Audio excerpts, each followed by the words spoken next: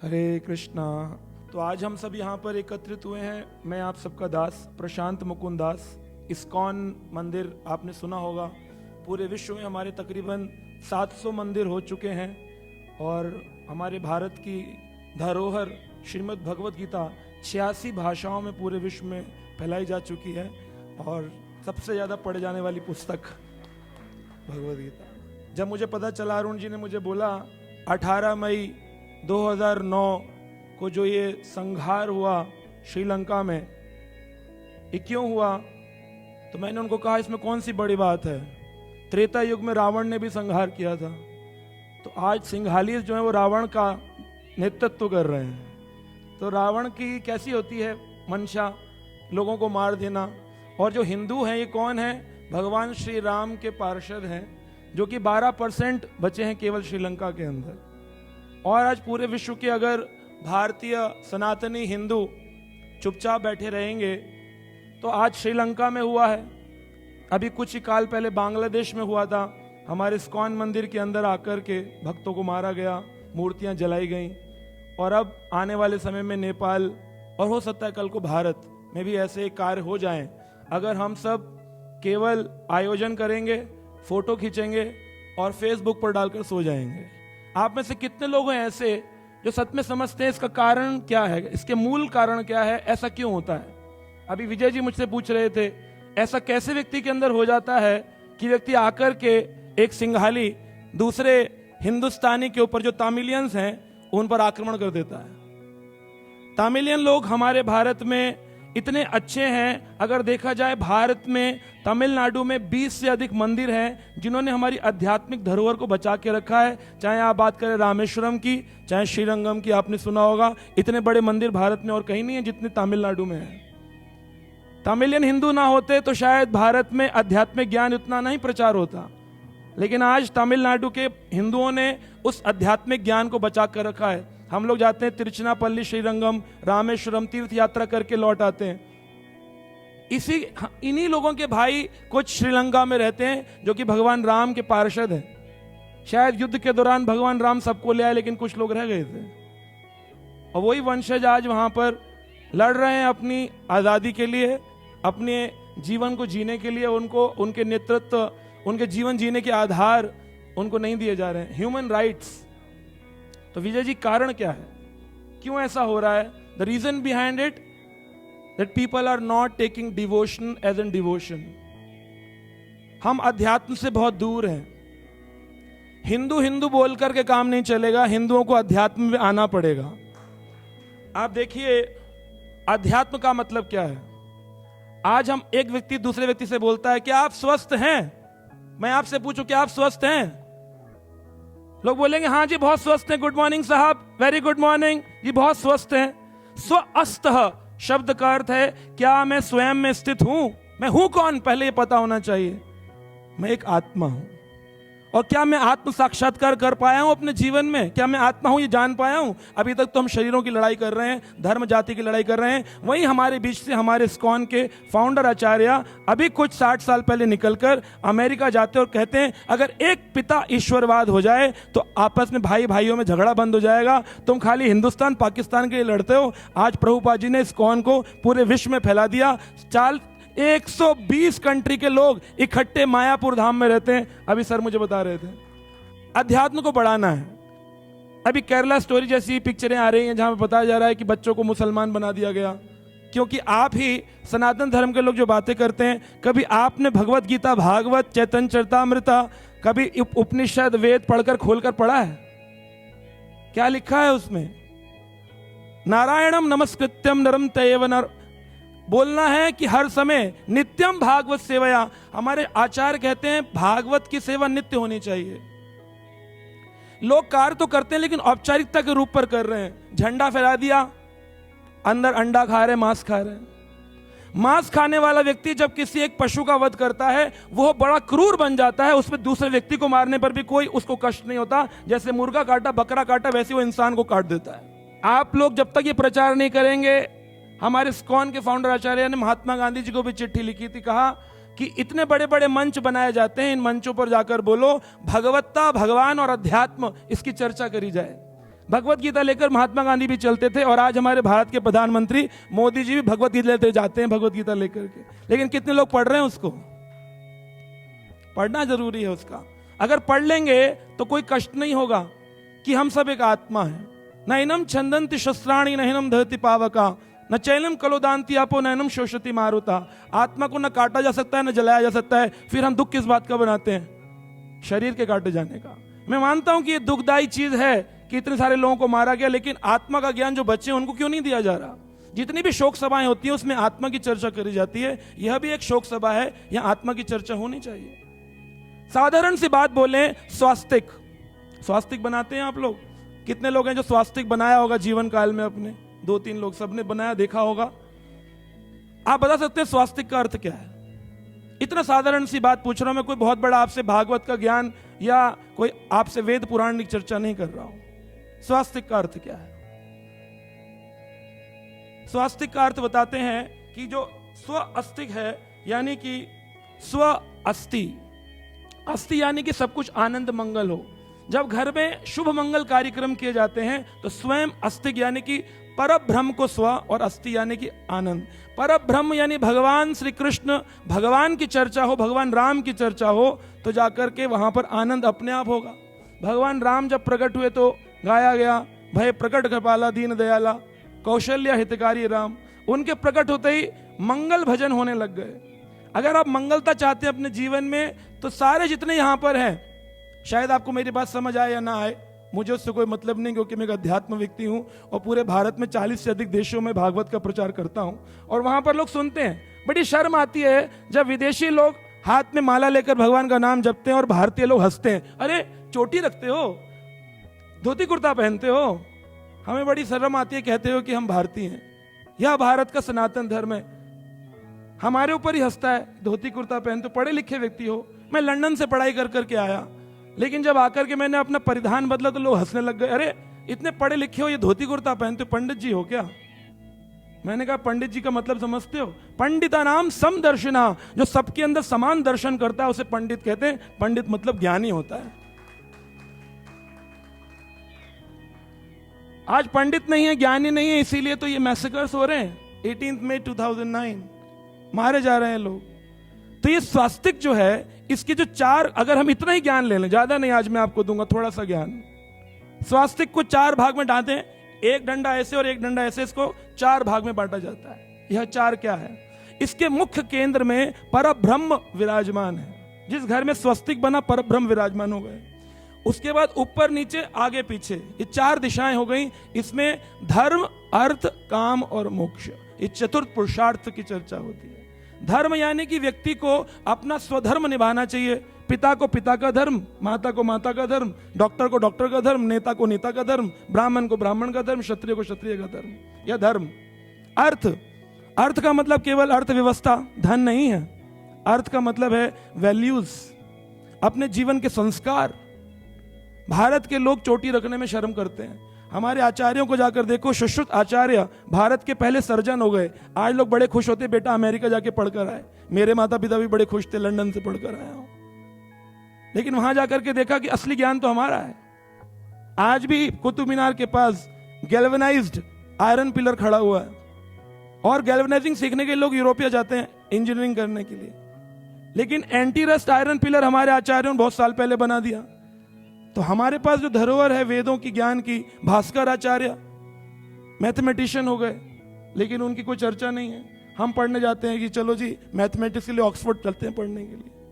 हम क्यों नहीं भारत के लोगों को भारत में रिटेन करना चाहते हैं? क्यों नहीं उनको अध्यात्म का ज्ञान देकर प्रबल भारत दोबारा से विश्व गुरु बनाने की कोशिश करें? धर्म, अर्थ, काम यानी कि इच्छाएं, और मोक्ष, मोक्ष की चर्चा होती है। व्यक्ति धर्म करता है ताकि मेरे जीवन में कुछ अर्थ आए, अर्थ कमाता है ताकि मेरी इच्छाएं पूरी हो, और अंत में जब इच्छाएं पूरी नहीं होती हैं, वो किसी की भी नहीं हुई आज तक, आशा तृष्णा ना गई कह गए संत कबीर। कबीर जी कहते हैं आशाएं तृष्णाएं कभी जाने वाली नहीं है, यह रह जाएंगी। फिर अंत में आदमी मोक्ष की कामना करते, चलो मोक्ष मुक्ति कर लेते हैं, आप मुक्ति की चर्चा करते हैं। ये 4 स्वस्तिक के डंडे जो है ना आगे पीछे, इसके ऊपर फिर आप ऐसे बनाते हैं, एक ऊपर, एक नीचे, एक साइड। ये 4 मुक्ति की बात करते हैं। 4 प्रकार की मुक्ति है। सालोक्य मुक्ति यानी भगवान के वैकुंठ धाम में चले जाना, सारूप्य मुक्ति भगवान के जैसा स्वरूप प्राप्त कर लेना, सामीप्य मुक्ति भगवान के समीप चले जाना, साष्टी मुक्ति भगवान के जैसा ऐश्वर्य पा लेना। वैकुंठ में जैसे भगवान विष्णु हैं वैसे ही भगवान विष्णु के दूत भी हैं, जय विजय। आप किसी मंदिर में जाएंगे बड़े बड़े श्रीरंगम में, आपको बाहर जय विजय का विग्रह मिलेगा। लोग सोचते हैं ये विष्णु भगवान बाहर क्या कर रहे हैं, अंदर भी हैं बाहर भी। बोले अंदर भगवान वैकुंठवासी विष्णु हैं और बाहर उनके पार्षद जय विजय हैं। ये ज्ञान ही नहीं है लोगों को। मंदिर जा रहे हैं, मत्था टेक रहे हैं, चले आ रहे हैं। उसके ऊपर आप एक और लाइन बनाते हैं, ऊपर नीचे आगे पीछे, वो क्या है? बोले उसके बाद ऊपर जो 4 हैं, यह मुक्ति के बाद बताते हैं कि 4 चीजों की आवश्यकता है व्यक्ति को अपने जीवन काल में। वो बताया गया है कि प्रेम, श्रद्धा, विश्वास और समर्पण। व्यक्ति को भगवान की पूजा इसलिए नहीं करनी है कि वो डर गया। पिक्चरें बना दी गई भारत में, बोले जो डर गया वो मंदिर गया। मैं तो डर कर नहीं आया था, मैं तो गारंटी देता हूं 20 साल पहले ना मैं डरा था, ना मैं डरा हूं, ना डरूंगा। ना मैं डर कर मंदिर नहीं गया कि मैं शनिवार पे तेल चढ़ाने इसलिए जाता हूं, बोले मैं शनि से डरता हूं, मैं डरता नहीं। यह प्रेम की बात है। भगवान के पास जाओ मंदिर में क्योंकि आपके वो पिता हैं, परम पिता, उनसे प्रेम करो। श्रद्धा की बात है, यह विश्वास की बात है और यह समर्पण की बात है। जितने सरेंडर होंगे, जितना समर्पण करेंगे, उतना ज्यादा आत्मविश्वास बढ़ेगा, उतनी श्रद्धा बढ़ेगी, उतना प्रेम बढ़ेगा। यह है स्वास्तिक का अर्थ। कितने लोग जानते बना रहे हैं इसको कि हम स्वास्तिक बना रहे हैं। इस प्रकार से जब हम देखते हैं इसी के अंदर व्यक्ति फिर बीच में 4 बिंदी लगाता है। यह 4 बिंदी किस बात को अंकित करती हैं? यह 4 बिंदी बताती हैं कि हमारे जीवन में 4 सूक्ष्म शरीर हैं, मन, बुद्धि, अहंकार और चित्त। मन यानी माइंड, बुद्धि यानी इंटेलिजेंस, अहंकार यानी हमारी मिथ्या अहंकार और चौथा है हमारा चित्त यानी हमारी चेतना। यह 4 चीजें बताती हैं। यानी स्वास्तिक के अंदर आपने बना दिया। संपूर्ण भागवत का ज्ञान एक स्वास्तिक के अंदर बसा हुआ है, लेकिन लोगों को मालूम नहीं है। इसी कारण से अधूरा ज्ञान होने के कारण हाय हाय हाय हाय करने से काम नहीं होगा। अपने एक एक घर में गीता पढ़वाओ, रोज कीर्तन करो भगवान का, रोज स्वास्तिक का मतलब बताओ अपने बच्चों को। आगे जाने वाले टाइम में वो खड़े हो सकेंगे एकजुट होकर के। कहते हैं कलो संघ शक्ति, कलयुग में संघ की शक्ति है, सब इकट्ठा आएंगे तो ऐसे कोई भी सिंघालिस क्या विश्व का कोई भी व्यक्ति आकर भारतीय हिंदुओं के ऊपर आक्रमण नहीं कर सकता है।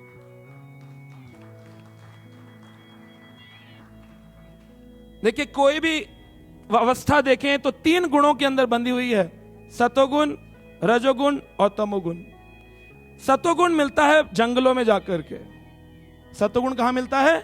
जंगलों में जाकर के। रजोगुण कहां मिलता है? सिटीज में। दिल्ली बंबई में क्या रजोगुणी व्यक्ति हैं, भाग रहे हैं इधर से उधर, गाड़ियों दौड़ा रहे हैं। और तमोगुण मिलता है जहां पर नशा पान होता है, मांसाहार होता है, वेश्यावृत्ति होती है।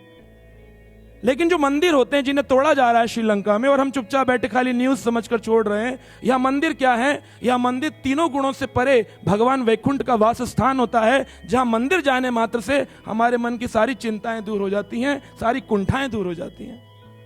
अब वह मंदिर टूट जाए और हम चुपचाप खड़े रहें। हम सबको खाली नेताओं का काम नहीं है बोलना, ना ही आर्मी का काम है कि लड़ाई करना, ना ही पीस ट्रीटी और यूएनओ का काम है कि वो शांति करें।